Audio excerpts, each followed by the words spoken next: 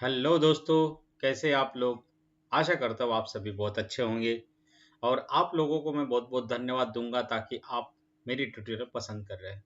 आज आपके लिए मैं लेकर आया हूँ वॉक साइकिल का ये ट्यूटोरियल। तो दोस्तों, ये वॉक साइकिल का ट्यूटोरियल पूरा देखना, बीच में स्किप मत करना। हो सकता है कोई इम्पोर्टेंट से अपडेट आपसे छूट जाए या कोई जो भी चीज़ जरूरी थी वो आपसे छूट जाए। तो दोस्तों, ये बॉक्स साइकिल बनाने से पहले मैं इसके पहलों के नीचे एक बॉक्स बना रहा हूँ। आपने देखा होगा ये बॉक्स पर्सपेक्टिव में है। ये पर्सपेक्टिव ग्राउंड समझने के लिए जरूरी होता है। तो ये पर्सपेक्टिव ऐसा बॉक्स हमेशा ड्रॉ करना जब भी आप 3/4 वॉक साइकिल बनाओगे। तो दोस्तों, ये थ्री फ्रंट 3/4 व्यू है। इसको आप जब भी बनाओगे तो ऐसा बॉक्स बनाना, नहीं तो क्या होता है कि पैर ऊपर नीचे हो जाते हैं जमीन पर चलते वक्त, या तो जैसे अभी ये 2D सरफेस है तो हमें स्केल अप स्केल डाउन भी करना होता है चीजें, क्योंकि वो फील दे आगे आ रही है पीछे जा रही है। तो यहाँ मैं आपको पूरा गाइड कर दूंगा, यहाँ पे पूरा ट्यूटोरियल समझा दूंगा। अगर आपको पसंद आता है तो इसको जरूर आप शेयर कीजिए और अपने दोस्तों के साथ शेयर करके सब्सक्राइब भी करने के लिए बोलिए। तो देखो दोस्तों, ये मैं लेग यहाँ पर कैसे सेट कर रहा हूँ। लेग बॉडी के नीचे होना चाहिए और बॉडी का मैंने नाम जैसे सिंबल रखा था, तो मैं लाइब्रेरी में जाके इसको मैं रीनेम कर देता हूँ। इसको मैंने रीनेम कर दिया है। कभी भी सिंबल 1 2 3 ऐसे नाम रखना नहीं है डिफॉल्ट। और यहाँ पर वॉक करने के लिए मैंने जो कीज ली है, पहली की है फर्स्ट नंबर पे, दूसरी है 13 और 25 नंबर पे। और 25 नंबर पर जो की है फर्स्ट की एग्जैक्ट डुप्लीकेट कॉपी होती है, मतलब सेम। ये लूप एनिमेशन होगा, ये सिंबल एनिमेशन है और लूप में होगा। तो दोस्तों, ये देखो कैसे मैं यहाँ पर की अरेंज कर रहा हूँ। हमेशा हाथ आगे होंगे तो उसके अपोजिट साइड का लेग जो है वो पीछे होगा या आगे होगा। तो ये हमेशा लेग्स और हैंड्स अपोजिट होंगे, ये ध्यान रखना। और दोस्तों, ये कीज की वोकैबुलरी है, ये आप अपने ध्यान में रखो। मतलब पहली की होती है उसको कांटेक्ट बोलते हैं। और जो मैं अभी 5th नंबर पर की डालूंगा तो उसको क्या बोलते हैं मैं अभी आपको समझाता हूँ। पहले मैं रूलर लगा दूंगा। तो रूलर के लिए कौन सा शॉर्टकट है? अल्ट शिफ्ट कंट्रोल आर से रूलर आते हैं। यहाँ देखो, मैंने 5 नंबर पर एक की लगाई है, एक की 9 नंबर पर लगाऊंगा और एक की मैंने 13 पर लगाई है। दूसरी की मैं 17 पर लगाऊंगा और बाद में एक की 21st नंबर के, मतलब 21 नंबर के की फ्रेम में एक की लगा दूंगा। तो देखो दोस्तों, ये कीज मैंने लगाई है। तो पहली की होगी कांटेक्ट, 5 नंबर की होगी डाउन, 9 नंबर की होगी पास और उसके बाद में की होगी कांटेक्ट पोज। तो ये सारी वोकैबुलरी आप एनिमेशन में याद रखो, क्योंकि जब भी प्रोडक्शन में जाएंगे तो हो सकता है आपके लीड सुपरवाइजर डायरेक्टर बोलेंगे कि आपको कांटेक्ट पोज ठीक करो या तो पासिंग पोज ठीक करो, तो आपको वहां पर यह वोकैबुलरी पता होनी चाहिए। इससे हमें एनिमेशन करने में भी मजा आता है, क्योंकि हम उसको मतलब अच्छे से जानने लगे हैं। तो जब अच्छे से जानने लगते हैं तो हम और भी अच्छा करने लगते हैं। तो यहाँ पर देखो, मैंने इसको डाउन ले लिया है 6, मतलब डाउन एरो 6 बार दबा के मैंने उसको नीचे ले लिया। और सेम मैं नीचे लूंगा 17 पे। और अभी जैसे 9 नंबर पर जितना ऊपर लूंगा वैसे ही ऊपर लूंगा मैं 21 नंबर पर। दोस्तों, ये कभी मत भूलना, जैसे पहली 4 की में होगा वैसे ही दूसरी 4 की में होगा। नहीं तो क्या होगा, अगर ऊपर नीचे जाने वाली पोजीशन कम ज्यादा हुई तो वो जैसे लंगड़ते हुए चलता दिखेगा। तो ऐसा नहीं लगना चाहिए, इसके लिए वो हमेशा याद रखना। अभी ये हमने पैरों का तो कर लिया है। और अभी जैसे हाथ आप देखोगे, मतलब ये बहुत अभी मोशन डाल के सिर्फ आपको देखने के लिए है ये कि हो रहा है ऊपर नीचे या नहीं है। अभी हमें हाथों को अनियन स्किन ऑन करके बाद में हाथों का एनिमेशन करना है। अनियन स्किन के लिए कौन सा शॉर्टकट है? अल्ट शिफ्ट ओ। अल्ट शिफ्ट ओ से आप अनियन स्किन ऑन कर सकते हो, मतलब जिससे आपको आगे वाली कीज दिख जाती है। तो इसका यूज क्या होता है दोस्तों? इसका यूज हमें स्पेसिंग के लिए यूज होता है, क्योंकि हमें पता नहीं रहता है कि स्पेसिंग कहाँ है पहले वाले हैंड की और ये कहाँ रखना है। तो हमेशा अनियन स्किन ऑन करके काम करने की आदत डालना, ताकि उससे आपको दो ड्राइंग के बीच में का स्पेसिंग पता चले। तो यहाँ पर देखो मैं ये की कैसे सेट कर रहा हूँ। और ये जो व्हाइट कलर का डॉट है इसको पिवोट बोलते हैं। ये पिवोट हमेशा आप बराबर संभाल कर इसका यूज कीजिए। कहीं पर भी पिवोट होगा मतलब रिगिंग के टाइम ही इसको ध्यान रखना है। रिगिंग के टाइम अगर कुछ बिगड़ गया तो बाद में फिर सब बिगड़ता है। और इसके ऊपर जैसे सेट करके जैसे एनिमेशन करोगे तो कहीं पर भी उसको सेट करोगे तो डबल उसको उसी प्लेस पर लाने के लिए पिवोट को उसके ऊपर डबल क्लिक करते हैं। तो देखो मैं कैसे दो ड्राइंग के बीच में का स्पेसिंग ठीक कर रहा हूँ। और दोस्तों जैसे टाइमिंग और spacing is in is out एक तो होता है ग्राफ में, यहाँ पर मैं ड्रॉ करके बता रहा हूँ। ये वाला एक होता है जैसे हम ग्राफ एडिटर में जाके देते हैं और मान लो ये टाइमलाइन है, टाइमलाइन के ऊपर हमारी ये कीज है, कीज में से ये ड्राइंग्स है। तो दोस्तों ये एक टाइमिंग अलग हो गया स्लो इन स्लो आउट का ग्राफ एडिटर में, और एक ये टाइमिंग है जो आप अपने ड्राइंग की कीज सेट करके रखोगे, मतलब कितने पास रखोगे। इससे भी आपका टाइमिंग और स्पेसिंग ये प्रिंसिपल यहाँ यूज होता है, इससे आपका ड्राइंग बहुत अच्छा दिखता है। आप देखोगे दो ड्राइंग के बीच में का जो गैप है बहुत है, मतलब वहां से ड्राइंग फास्ट मूव हो गए तो वो हो गया स्लो आउट स्लो इन।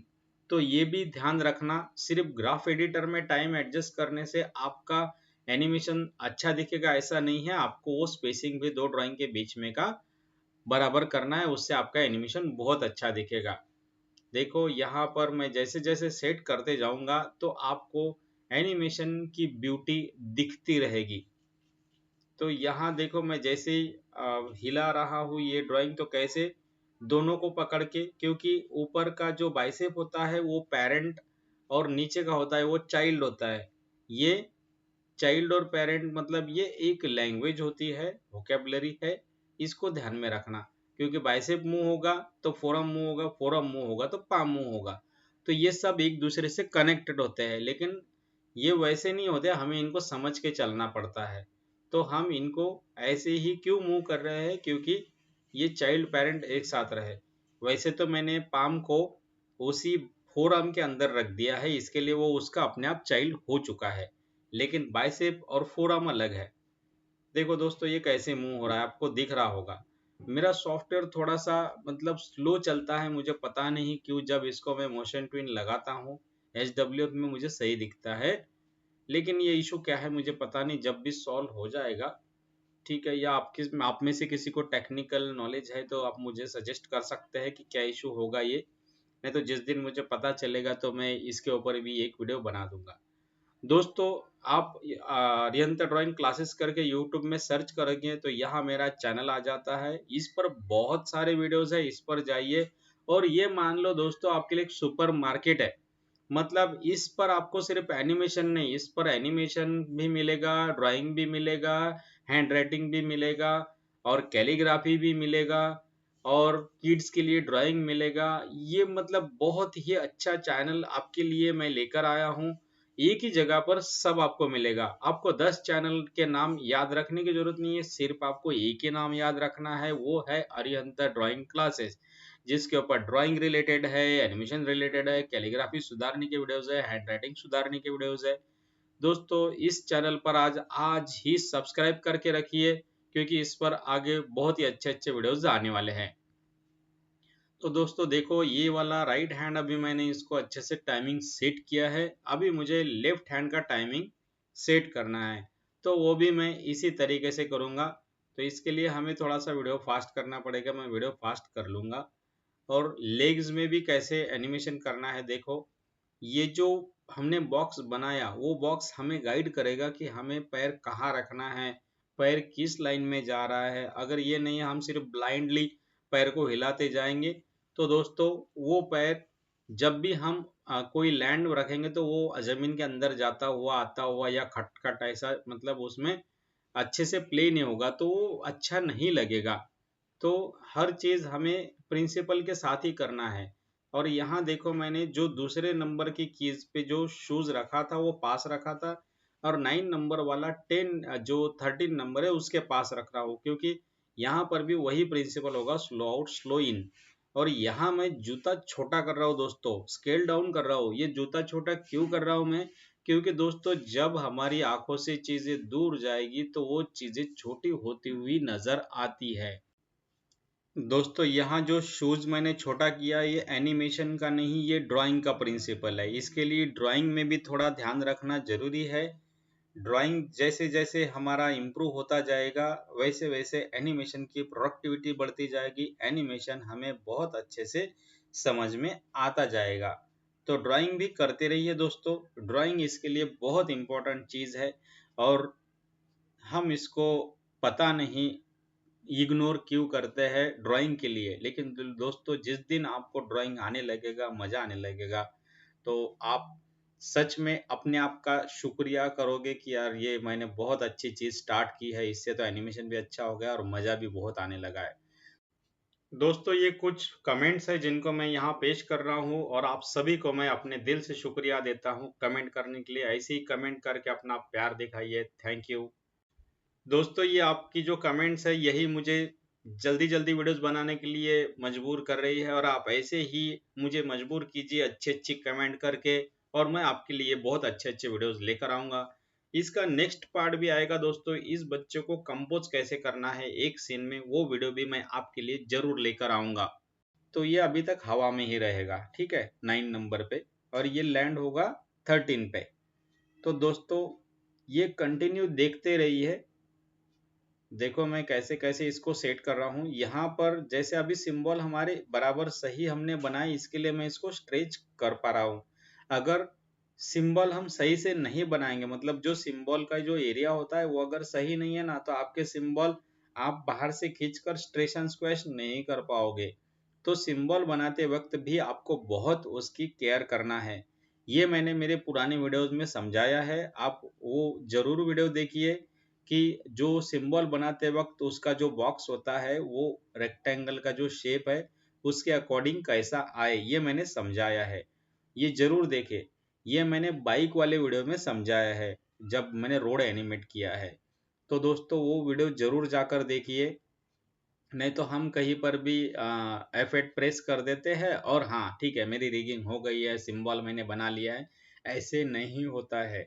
उसका जो बॉक्स होता है वो बॉक्स बराबर रेक्टेंगुलर होना चाहिए, तो ये आप स्ट्रेच एंड स्क्वैच कर पाते हो। तो दोस्तों देखो जो डाउन की है उसमें लेग बेंड हो रहा है।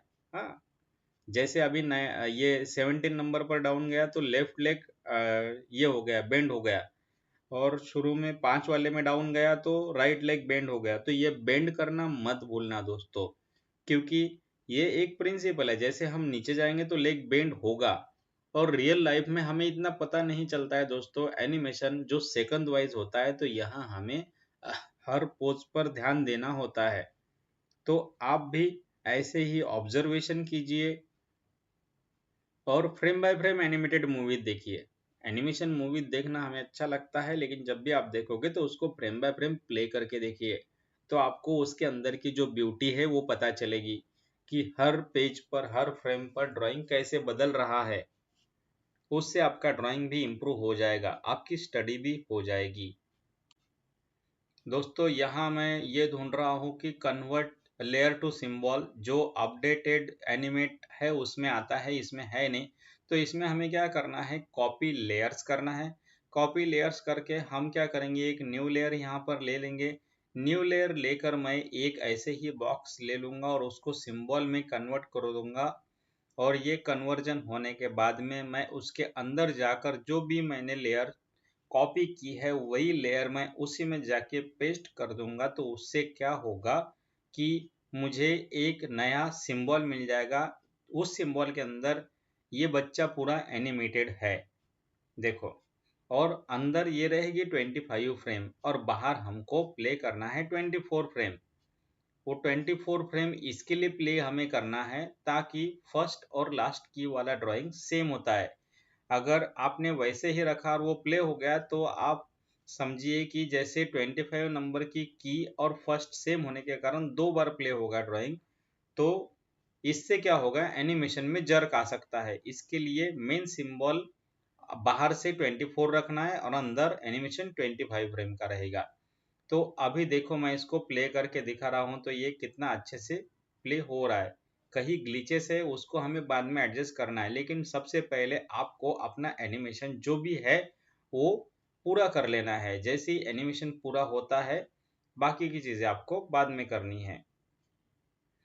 अभी देखो ये हैंड्स कैसे रिजिड है, मतलब अभी तो सिर्फ एनिमेशन हुआ है, ब्यूटी इसमें बाद में आएगी।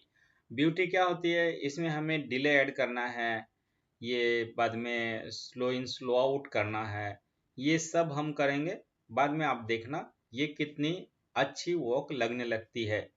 दोस्तों ये ट्यूटोरियल पूरा देखिए, आप पूरा देखोगे तो ही आपको बहुत अच्छे से समझ में आएगा। और अभी देखिए जो पाम है, मैंने बोला था फोर आर्म का चाइल्ड है, तो इसमें अंदर जाकर भी मैं वो सेम चीज यहाँ दे रहा हूँ। 5 नंबर पे, 9 नंबर पे, 13 नंबर पे, 17 नंबर पे, 21 नंबर पे और 25 नंबर पे।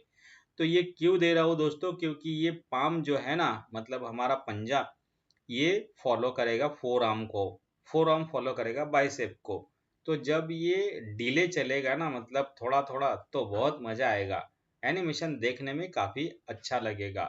तो ये डिले एक प्रिंसिपल है एनिमेशन का।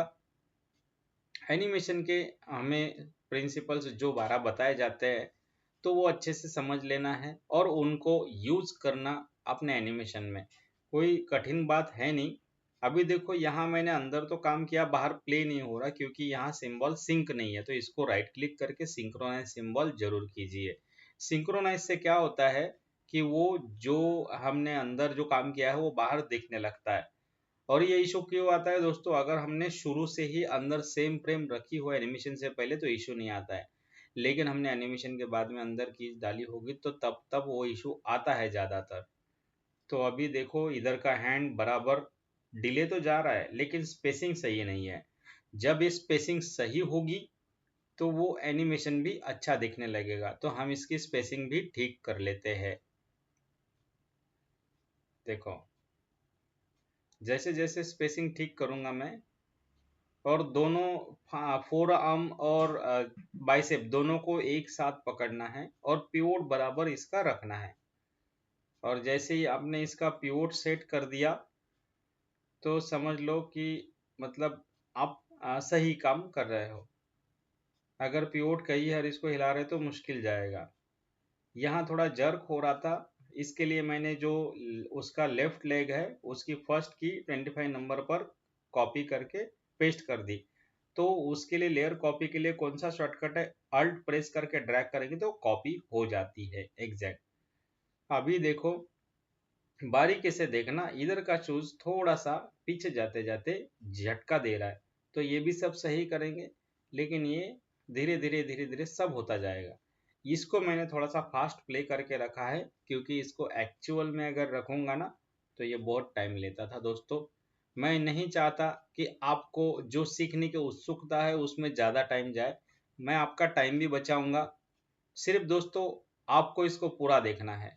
मैं हमेशा कोशिश मेरी यही लगी रहेगी कि कम समय में आपको मैं कितना अच्छा जो भी नॉलेज है एनिमेशन का वो दे पाऊँ।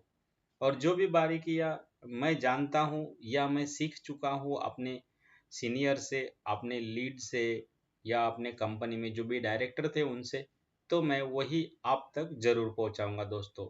सिर्फ आप इसको चैनल को सब्सक्राइब कीजिए, अपने दोस्तों के साथ शेयर कीजिए, और वीडियो अच्छा लगता है तो इसको जरूर लाइक कीजिए दोस्तों।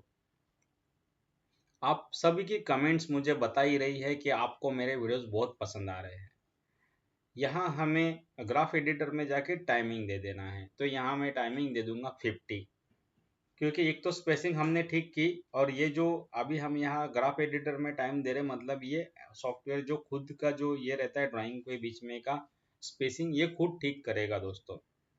आपको अगर कोई सिंबल को स्क्यू करना है तो अल्ट प्रेस करके स्क्यू कीजिएगा, अल्ट प्रेस करके ही खींचिएगा। तो क्या होता है, वो उसका जो मेन पॉइंट होता है वो वही रहता है, और जितना एरिया उसका हमें स्क्यू या स्ट्रेच करना है उतना ही होता है। तो ये जरूर ध्यान में रखना दोस्तों। अभी इसको एच करके देखते हैं। एच करने के बाद में देखो ये कुछ ऐसा एनिमेटेड लगता है। तो इधर का हाथ तो बहुत अच्छा डिले के साथ चल रहा है। आप देखो लेफ्ट हैंड कितना बढ़िया लग रहा है। बाइसेप, फोरआर्म और पाम ये दोनों एक दूसरे के साथ बहुत ही अच्छा कनेक्शन बना के मूव हो रहे हैं। तो ऐसे ही काम हमें राइट हैंड में भी करना है। तो ये तो अभी हम सब करेंगे एक साथ, धीरे धीरे धीरे धीरे सब होता रहेगा। एनिमेशन बहुत अच्छी चीज़ है, इसको करने में मज़ा भी बहुत आता है, लेकिन इसमें पेशेंस भी उतने चाहिए। देखिए दोस्तों, एक की हिलाने के बाद में लेफ्ट हैंड बहुत ही खूबसूरती से यहाँ पर मूव हो रहा है, देखिए। और इसका आई ब्लिंक का भी जो वीडियो है, मैंने प्रीवियस वाला जो वीडियो अपलोड किया है रिगिंग और आई ब्लिंक का, वो जरूर जाकर देखिए। उसमें मैंने आई ब्लिंक भी समझाया है और रिगिंग भी समझाया है। और यहाँ पर भी सेम मैं लेफ्ट पाम के लिए भी सेम कीज डाल दूंगा, और सेम कीज डालकर इसको हमें सिंक्रोनाइज भी कर देना है, और सिंक्रोनाइज करके सेम टाइमिंग भी अंदर रखना है, मतलब डिले रखना है उसका। तो ये जो कीज मैंने यहाँ पर वोकैबुलरी बताई है, अगर आपको अच्छे से समझ में आ गई है तो आप कमेंट में लिख सकते हैं contact pose, down pose, passing pose and again contact pose. तो ये कमेंट में लिखिए ताकि आपको भी याद रहेगा ये वोकैबुलरी, और आप यूज में भी इसको लाओ। दोस्तों, जब भी आपको कोई नई चीज़ मिलती है तो ज़रूर उसको प्रैक्टिस में लाइए। प्रैक्टिस में लाने से वो हैबिट बन जाती है, और हैबिट बनने से वो हमारे काम में दिखने लगती है। देखिए दोस्तों, जब ये पाम को मैं यहाँ पर अभी एनिमेट कर रहा हूँ, मतलब बाहर से तो मुझे पता है कि कौन सा हैंड, मतलब पोजीशन कौन से कीपर क्या है, तो भी मैं बाहर चेक करके अंदर जा रहा हूँ। तो ये आदत डालना है दोस्तों। शुरू में आदत हमें ऐसा लगता है अरे यार ये क्या हम कर रहे हैं, अंदर बाहर अंदर बाहर। लेकिन एक बार जैसे ही आपको आदत हो जाएगी, इसका कुछ नहीं लगेगा दोस्तों, क्योंकि आपका जो पूरा फोकस है कीज पर नहीं, अपने कैरेक्टर पर रहेगा। दोस्तों, हमारा ध्यान जहाँ जाता है वो चीज़ हमें मिलती है। तो इसके लिए हमारा ध्यान बहुत इंपॉर्टेंट चीज़ होती है। तो अपना ध्यान हमेशा जो चीज़ आपको हासिल करनी है उस पर ही रखिए, बाकी चीज़ों पर बिल्कुल मत रखिए। तो देखो दोस्तों, इस हाथ का मैं अभी स्पेसिंग एडजस्ट कर रहा हूँ। जैसे जैसे स्पेसिंग एडजस्ट कर रहा हूँ, तो इसमें आर्क भी आ रहा है और डिले भी आ रहा है। दोस्तों, जो भी हैंड मूव होगा तो उसमें आर्क रहेगा। आर्क एनिमेशन में हमेशा रहेगा, हर जगह रहेगा। आर्क को कभी भूलना नहीं है। जो भी प्रिंसिपल्स इसके, जो भी महान लोग हैं उन्होंने बनाए हैं, वो ऐसे ही नहीं बनाए। तो आप उनके जरूर स्टडी करो और वो अपने काम में लाओ। थोड़ी थोड़ी चेंजेस होते हैं, आपका काम बहुत बेहतरीन दिखने लगता है। यहाँ पर भी मैं इसको टाइमिंग दे दूंगा। तो यहाँ पर मैंने इसको दे दिया है 40। देखो, मतलब ये स्लो इन हो जाएगा। अंदर भी इसको आप 40 दे दीजिए, मतलब जो बाहर टाइम रहेगा वो ही अंदर दे देना है, हमेशा इतना ध्यान रखिए। अभी ये देखो कैसे मूव हो रहा है हैंड, और यहाँ भी हमें टाइमिंग देना है। पहले इसको प्ले करके देखते हैं। तो चलिए यहाँ पर हम टाइमिंग ऐड कर देते हैं। इसको भी हमने 50 कर दिया है। तो अभी देखो, इसको उधर के हैंड में भी बहुत अच्छा आर्क दिख रहा है हमें, बहुत बहुत अच्छा, मतलब ये लग रहा है। अभी देखो दोस्तों, मैं हेड को भी थोड़ा सा डाउन कर दूंगा। थोड़ा सा डाउन करके मैं जाऊंगा फिर वापस 17 नंबर की पे और कंट्रोल वाई प्रेस करूंगा। कंट्रोल वाई शॉर्टकट दोस्तों रिपीट एक्शन के लिए है। मतलब जैसे अभी 9 नंबर पर मैंने हेड अप लिया और वापस मैं 21 पे गया और कंट्रोल वाई दबाया, तो जो 9 नंबर पर हेड अप किया है वही 21 पर सेम आ जाएगा, मुझे उसको मूव करने की जरूरत नहीं है। तो रिपीट एक्शन के लिए शॉर्टकट है कंट्रोल वाई। और जो भी शॉर्टकट मैं बताता हूँ दोस्तों, आप उसको रिपीट नोट डाउन कीजिए। और वीडियो अच्छा लगे तो जरूर लाइक, शेयर और सब्सक्राइब कीजिए। थैंक यू दोस्तों।